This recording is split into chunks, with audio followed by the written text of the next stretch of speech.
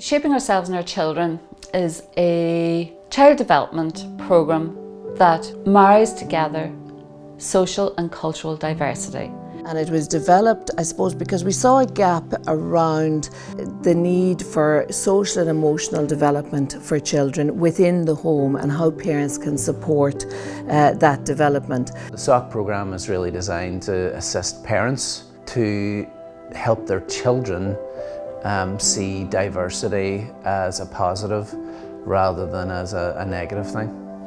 It's an innovative cross-border parenting programme, so it would be focusing on supporting parents to give them evidence-based information on child development, to promote good child development outcomes and then good social and community relations. To really put it in its most basic form, it's about breaking down barriers. It's about tackling the evil of racism and support the whole idea that diversity is a wonderful thing. If you want to be able to affect real change, you have to start in the home. We want parents to realise that the home is central in early childhood and that they are the first teachers.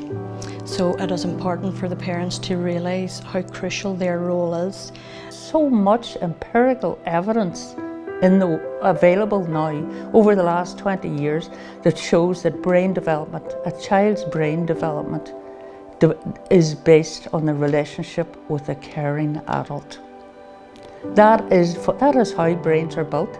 I mean, a baby is born with 200 trillion neurons in its head. That's all it's going to have for the rest of its life. What makes a difference, what builds the brain, is the connections between those neurons. The synapses, and those synapses are built through the sense experience creating neural activity in the brain. So if you're getting positive sense experiences, you're building positive networks that are the foundations for learning, thinking, doing, and even your health. The first 2 years of a child's life are the most important. They will never learn as much after that they will learn in the first 2 years. When you think, you have to sit and think, they learn to walk, they learn to talk, they learn to do all of these things for themselves. So if we can support parents to support their children and scaffold their learning and development, then they are helping their children to create a better future for themselves, because they will carry that right through education. I always say there's two things you can give a child. The two most important gifts is yourself and a book. How you were brought up, your early life experiences shape how you parent your own children. We're talking about shaping children, but the parents themselves are shaped, and it's possible for parents to reshape themselves just with a little bit of awareness and a little bit more knowledge about how their behaviour affects their child. It just brings together family life, child development and community, because there's no one evolves without the impact of family and community. We are all part of a holistic system, and we can't look at things in individual compartments, because by doing that we are not fully cognizant of how we are fully shaped and formed.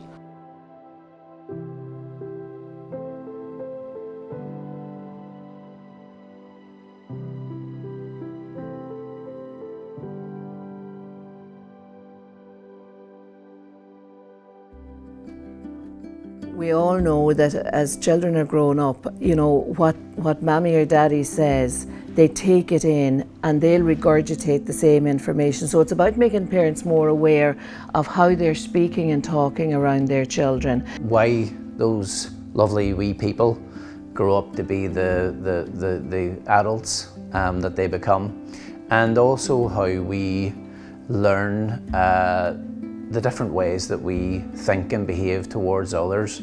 And so when you start breaking down barriers, you bring people together from different cultures, from different countries, who may have different languages. Together they can actually connect on a human level rather than being shaped as the other. So it's been, it's been a wonderful programme for this region. project was officially launched in March 2018.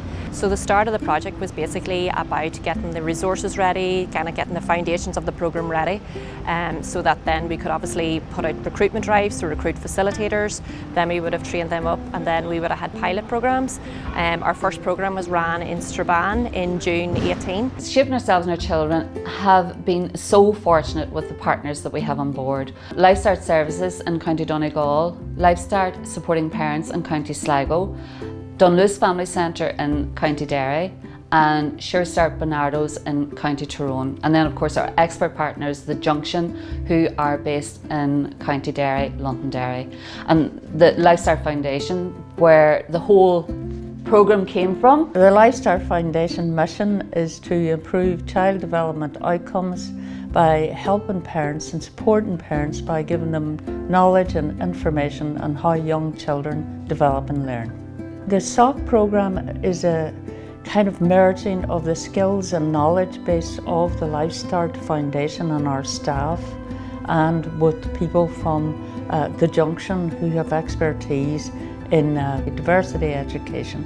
Really is their specialism in peace building. The importance of an organisation like The Junction working in partnership with LifeStart to develop a social and cultural diversity resource was dynamic, very interesting, but an incredibly new approach and methodology that we were very interested in developing with them. I had been thinking for a long number of years about, wouldn't it be wonderful if we could actually had the expertise to apply some kind of knowledge about dealing with diversity in our day-to-day work. And really that was the origins of the SOOC programme.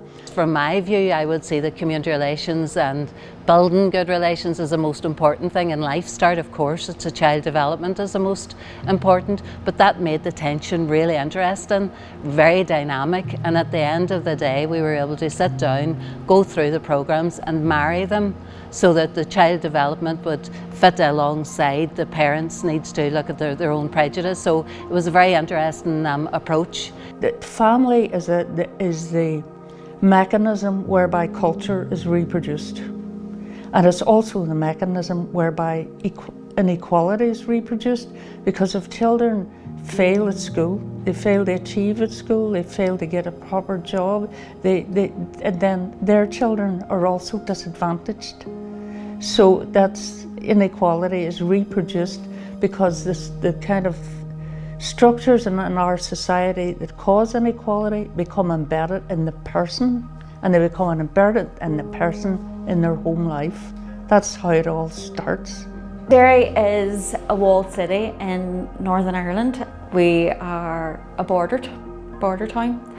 Over the years, the city has had its problems, a lot of poverty. Well, I grew up in the city. When I was 18, I moved away, and most young people around 18 at that stage had left the city. You know, there was no work, everything was bombed. There was no opportunities, and it was a really dark place to live. People didn't move outside of their communities. People stayed within their own communities for fear that something would happen, or if you went into town, there was more chance of there was violence, or there could have been a riot. So your adverse community environments include poverty, disadvantage, but it's also the othering of others in society, so sectarianism, racism. So people kind of stayed within their own communities, and then when you stay within your own communities, people become suspicious of each other. So I felt it was just somewhere that was very dark to live in, and I just wanted to get out of it, basically. If you're growing up in that environment and a child is dealing with that and the parent is dealing with that, the result is a toxic stress, toxicity that is actually impacting on the development of the child's brain.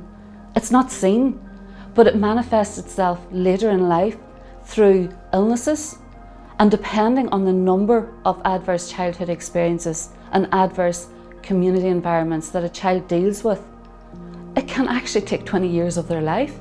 I grew up most of my life and I never really met a Protestant. Never really met anybody outside of my own community. It impacts physical health through diabetes, anxiety, depression, mental health. So there is a range of diseases that are now attributable to what happens to us in our early childhood. And it was only as I grew up and got older and started travelling that I realised that, you know, there is a big world out there, and I got to meet other people from different ethnic backgrounds and different communities. Just helps you broaden the mind, and I felt that that was really, really important. So it is hugely important that we work with our families, we work with our communities to eliminate the toxic stress that our child is being subjected to. The city still needs a lot of investment, but it's a completely different place to what it was when I was growing up in the late 80s and early 90s. You know, it was just completely different place. If it was the way it was when I was growing up, I would have never come home, and I would have never reared my own children here. Definitely, because I just don't think it's a place that, it's not a place where children thrive. Definitely not. And where there's any conflict, children will never thrive. Given where we live in Northern Ireland and all the things that we've been through with the Troubles, the likes of the SOOC programme, I think it's great to see these messages about equality and diversity being shared in the early years, which are the formative years, in the hope that we can have better, you know, long-term outcomes, and that these children will have a different outlook than some of our predecessors maybe may have had. I think the content of the programme is excellent. You know, all of the areas that's covered throughout the programme is really important.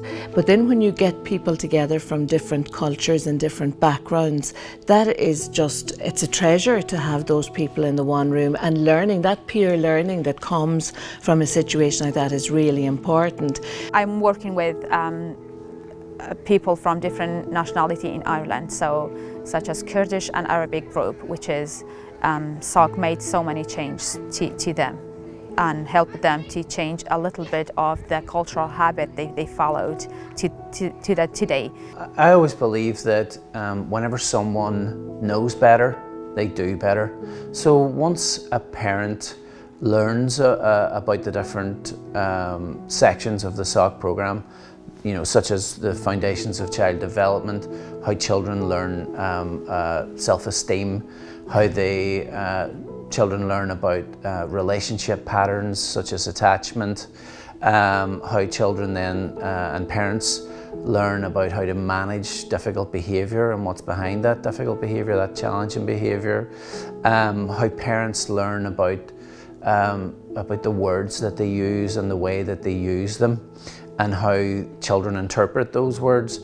Once parents become more aware of those different teachings and techniques, then I'm a great believer that, you know, the vast majority of parents want to be better parents for their children, and they naturally adapt their parenting style, and that then has a positive effect on the children. Lots of families in the local area here in Strabane took part, and the feedback has been really fantastic. They really enjoyed the programme. It opened their eyes, made them think differently, look at their own biases, be more conscious of what they can pass on to their own children, and sort of be more mindful and be more inclusive in the use of their language and even in the play with their children.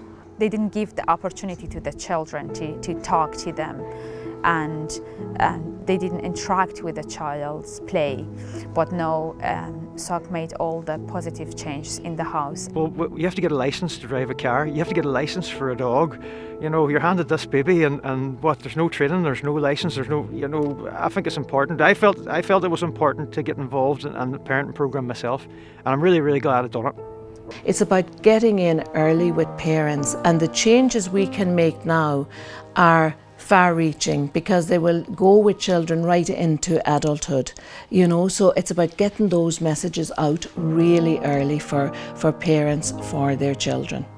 A parent's more interacting with the child and giving that opportunity to the child to talk, or they look after the self-esteem of the child. Whenever we come in through the door, you were no longer a teacher or a nurse, or the judgments weren't there. We were all parents and we all tried to problem solve together.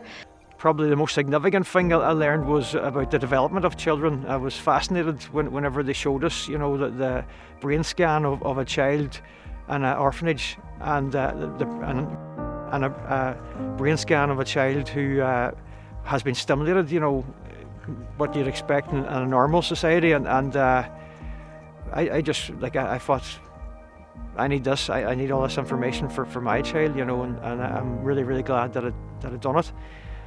It was a massive step for me. I wasn't really into meeting new people and all, but Lynn, one of the facilitators, I mean, she's amazing. She broke my confidence into going, and once I started doing the SOOC programme, I don't want to stop. Once I started doing it, I just don't want to stop. It's amazing. It helps me in every kind of way to do with the weans. But it kind of brought me back to the basics of listening to the children and watching them, and the communication being so vital, and watching the body language, and even having a routine. لە وڵاتەکە ئێمە دایک و باوکم پێشتر ئەم کۆرسوشتە نەبووەکەوە بڵێن بە مناڵەکانیان تەعاملێکی باش و یاریان لەگەڵا بکەن، بەڵام ئێستا لەم بەرنامە فێریان کردین کەوا چۆن تەحامل لەگەڵ مناڵەکانمان بکەین و هاوکاریان بکەین لە ڕووی هەش پێداویستێکە پێستیان بە ئێمە بوو. Before, in my country, there wasn't any course like SOOC to give some experience to my parents, how to interact with us or how to engage with us, or like playing or dealing with our managing behavior. But no, SOOC gave the opportunity to us, and there was a good chance for us to learn how to deal with our children in a healthy way. One thing that I changed in my habits was coming in and checking messages on my phone. When I come home from work now, the phone's away until the child goes to bed, and that gives her the most out of my time. You don't understand what you need to know until you're involved in something like this, because obviously parenting doesn't come in my book. But no, I love it. But if people are just made aware that what they do and say in the home and how they behave in the home has a powerful impact on their child's development, that is a real motivation for change. The facilitators, I mean, all of them are brilliant. They just help you with everything. Things you don't understand, even if it's things you think you don't understand, they're not there to judge, they're there to help you. It wasn't preachy, and parents didn't come away feeling worse about themselves. They came away feeling positive. And knowing that we support network, it was just great to go, what do you hear what happened this week? And then getting advice from other people, and the facilitators here was brilliant, just give you that wee bit of strength and courage to do things and try things, and if they didn't work, it wasn't going to hurt anybody. The parents in the room are the experts on their own children, and all we really do is offer tips and techniques and a bit of background knowledge, but it's shared learning too. You know, there isn't a single program that I've delivered where I haven't come away and thought, wow, I mean, I've really learned a huge amount today as well from those parents. It really helps that the program is a short 4 hours, 4-day program. It's like promotes, like we also have the social aspect of there's like a lunch and a dinner. We can afford to bring in food. We can afford to hire a nice venue for the program, and we can afford to pay people for childcare, and that has made a huge difference to people being able to actually access the program. We live in a society here, and especially Derry, Londonderry, where there'd be a lot of deprivation, and there would be a lot of like kind of challenges parents would face to even getting out the door. So by kind of addressing these barriers, we're able to like give them the opportunity to come out, and once they come out and then they meet the parents there, they realised, you know, it's actually an enjoyable experience. I mean, we're all very good at saying such and such could do with the parenting programme, but where's the support, that wraparound support to actually say, look, come along, we'll have a nice lunch, we'll give you money to pay someone to mind your child. Let's make this, let's remove any barrier to a parent coming to a parenting programme. I think sometimes people may be a little bit frightened of the unknown, you know, and when you remove that and they get to know, I mean, these are beautiful people that are coming in. They have a lot to learn from us. We have also a lot to learn from them. So it's about removing those barriers and making it an inclusive society. You know, there's a huge amount of people out there that were not parented in a way that was conducive for them. You know, a lot of us carry that sort of wee wounded inner child within us. And there's huge research about, you know, children as young as of the age of 2 that start to pick up on things of what their parents say, what's imbibed into their attitudes and mindsets and how they behave. And I suppose for us, what the child is exposed to mostly is in the parent's home. We want parents to be aware maybe of how they were parented themselves, and that in turn has been passed on to them. Was there prejudice in your childhood? What was the rhetoric you heard at home? What was your parents telling you? With the way things are within Northern Ireland and the border counties, a lot of parents suffer trauma as a result of the Troubles, and they don't realise that this has affected them, and then in turn they're passing it on to their children. So the idea for this training resource was very much about asking parents to explore their own prejudice, ask them to explore their own levels of sectarianism and racism, and challenge themselves about how they view the world and what they pass on to their child at times without even knowing. And then all of a sudden you're thinking back, and it's a really uncomfortable place to be in, because you're looking saying, do I have prejudice? No, because we all think, no, I do not. So I felt that it was very uncomfortable for a lot of people, but we all had to do it. And I think the conversation was long overdue. And I think programmes like this are really important to rehumanise and to take away that fear and to open up for relations, for positive relations. And I think the most important thing, you know, for shaping ourselves and our children is providing opportunities for our children in the future. I want my child to have as many opportunities as possible. The course offered a safe space for parents to talk about if they did have prejudice.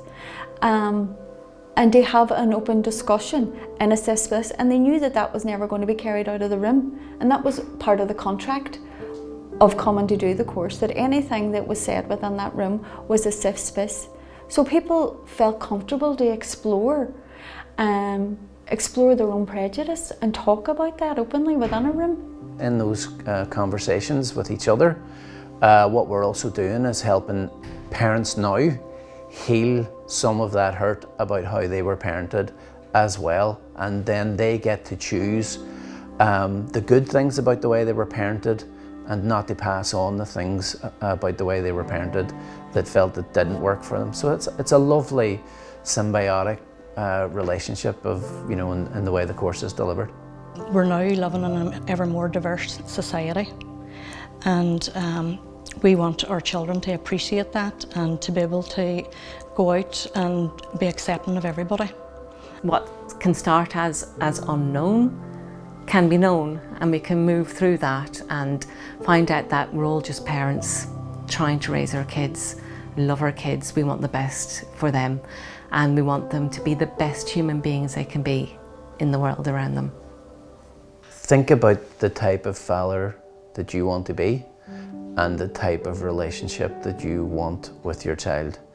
And if that is a relationship and a connection that is closer probably than you had growing up, if it is a relationship that will reward you in ways that you can't even imagine right now, then I would encourage you to feel the fear and come and do it anyway. You'll be glad. I would say make contact first, get a feel for it, and come along and just see for yourself. And once you walk through the door, it is like another wee family. It is vitally important, and we've seen the benefits over the past 3 years. So I am hoping that the next application is looked on favourably and the programme continues. You can't buy this gift, it's priceless. Once parents knows this, that they actually, something they're doing, their actions is having a profound impact on their children, it's like such a wow moment. They just feel They feel really disappointed in themselves, but this information wasn't a way, like they didn't know it when they were growing up, their parents didn't know it before them. We're only a better version of our parents and their previous generations. So by making this evidence-based knowledge available to them, they're going to use it to the best of their ability to just give their child the best start in life. So I see them more interacting with the child, and there is a positive change in their environment, which is make me so happy, which is I did something good and SOOC did something good to them. I would encourage funders, to invest in it. By investing in these programs, you're investing in fantastic foundations for children. Why do we have relationships at all in life? We have relationships to get our needs met. And it's why we have different relationships, because no one relationship can meet any one person's need. The old saying, it takes a village to raise a child, and every child is an individual. Every child has different needs. We all, as human beings, have different needs that are met by the different relationships that we have. I like that as a wee reminder for parents that every child is unique. I have yet to meet a parent that doesn't want the best for their child. As a parent myself, there are times I wasn't doing the right things. And the science is there now that parenting is an art. It can be done a way that improves the outcomes of all children.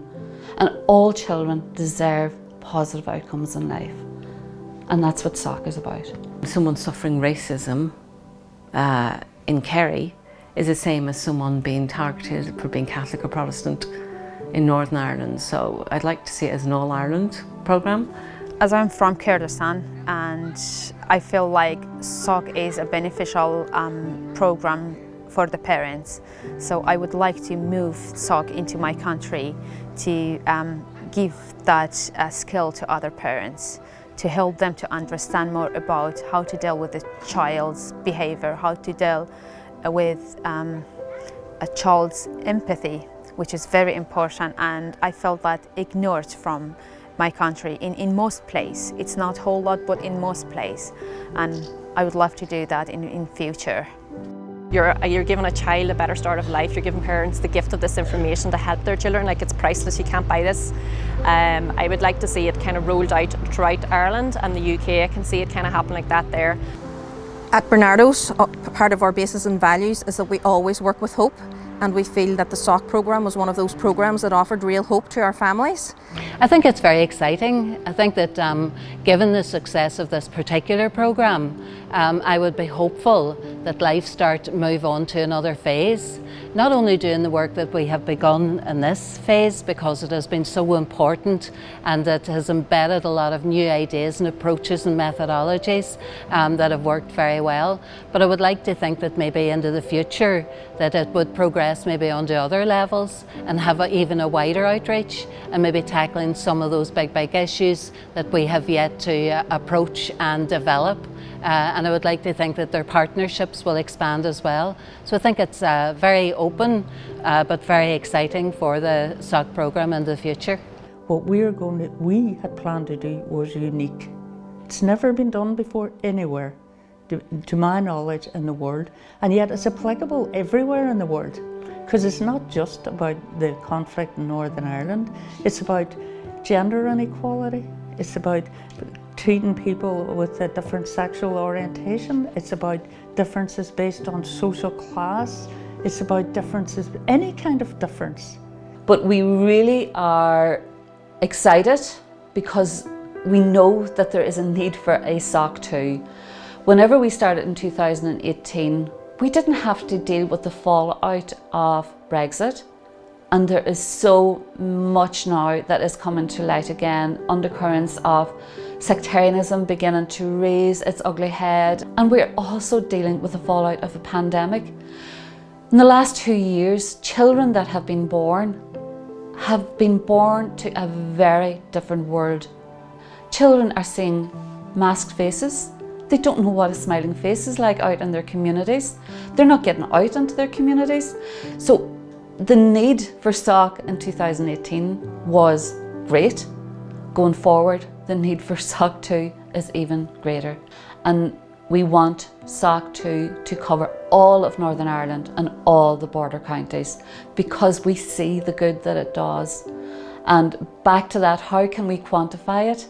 This is something we will see and we will reap the rewards in years to come, because the more we work with parents and children and communities together, the greater our results will be.